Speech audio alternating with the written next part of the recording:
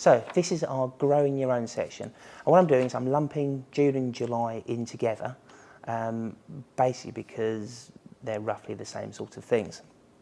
What you're going to be doing is watering, weeding, and quite a bit of weeding and a bit more weeding, and then putting lots and lots of feed onto all of your plants to get them up and growing. So, what's the weather been like this year? Rubbish. We're actually filming this in July, and we've had to come inside because it's raining outside. However, the temperature is higher, so all that's happening is the weeds are going absolutely doolally, and we're just having to spend lots of time weeding, or as much as I possibly can. So, what really can you be doing? At the moment, a lot of it is just getting down there, just getting in there, keeping the weeds down. Get yourself something called a Japanese hoe. If you're taking the weeds out, it tends to disturb the soil around the plants and disturb the roots.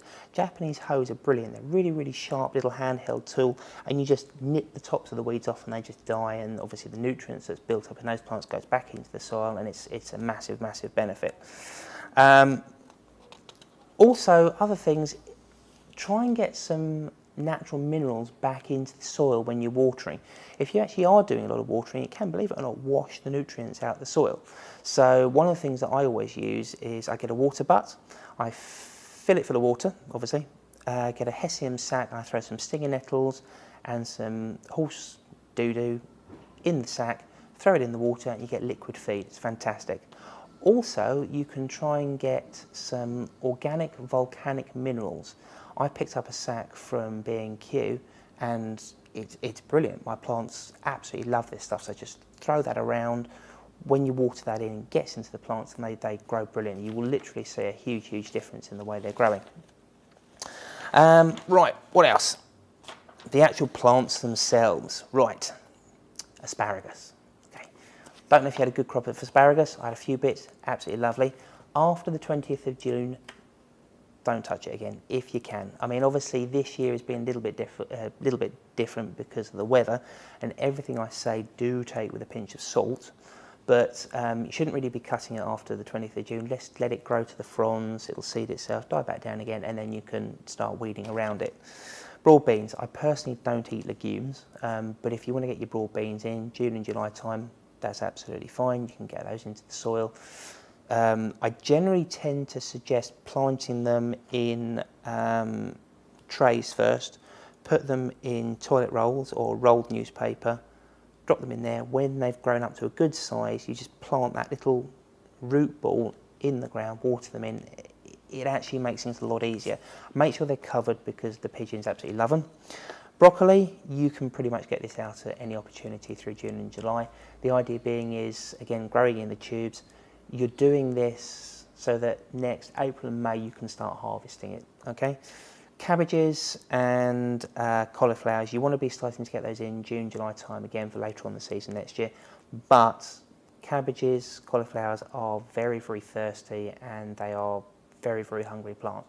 Lots of fertiliser, lots of that manure water, lots and lots and lots of water, and they'll grow brilliantly. They do not do well in direct heat, lots and lots of dry soil. They just keel over and that's it, done and dusted. Celery, if you're into planting your celery, you can get that in June. Dig a nice deep trench, put your little plants in there, give them lots and lots of water, and then put some shade over, so like some twigs and sticks and that sort of thing. Courgettes, now, I did courgettes last year. I did the ones that grow on a runner. I think they were Black Beauty, it's an Italian variety, something like that. They're great, but they just go everywhere. So I'm trying a bush variety this year, and they've been super.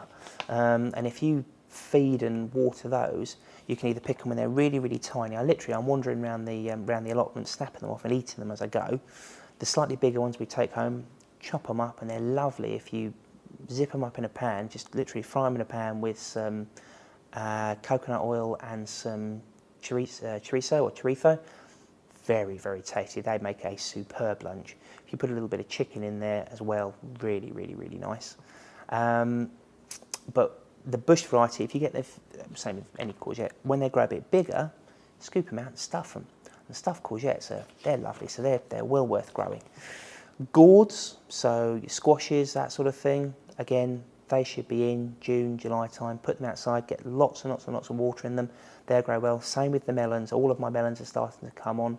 I mean, one of my varieties, it's like a 400-year-old variety, so I'm waiting for those to come through, and then hopefully we'll get some nice melons later on this year as the summer picks up in sort of like August time. Cucumbers. These are really coming on well at the moment. You can grow the big long varieties, okay, I think they call it Rollinson's Telegraph that you see in the shops, or you know when you go abroad you see the little tiny stumpy ones with the dimples and dots on the outside. Try growing some of them. You can grow them on ridges, okay, like a mound of earth, and they grow down. Or I found a very, very nice chap who welded me up some frames. If you go to the Facebook and the website, you'll actually see the actual frame that he's made up for me, and they're just scrambling up that and doing brilliantly. We're getting some super little cucumbers about yay big, and again I was doing some watering. When was it? Friday. I'm just munching on a cucumber. So they're really very, very tasty at the moment. French kidney beans, like your dwarfs and that lot, you can get those in if you grow those. Lettuces. Now, lettuces, everyone likes a nice lettuce. Okay, again, they need lots and lots and lots of water, but they also run to seed very quickly and they grow manically. You literally want a pinch a week and then thin them out, okay? You're never going to be able to eat more than 2 or 3. Even a family is very rarely going to be able to eat more than 2, 3, 4 lettuces a week. There's thousands and thousands and thousands of seeds in a packet. You will just end up with a glut of them, which will just start feeding the compost heap. So just be a little bit circumspect and just do a few at a time. Onions, again, get those back in as you did in May. Thin them out, keep them around 5 or 6 inches apart. I cheated a little bit this time. I bought them already pre-grown. I think I got those from DT Browns, and they're just, again, a heritage variety, because that's what I only grow as heritage varieties. Put them in, and they've done brilliantly. The weeds grow up a little bit in between them and choke them, but I weeded those out the other day, watered them, and they're doing splendidly. Peas, you can still put some peas in. I think the second earlies and your main crops can start going in now. But again, they need lots and lots and lots of water. Keep them covered because the pigeons will still come down. They will munch them.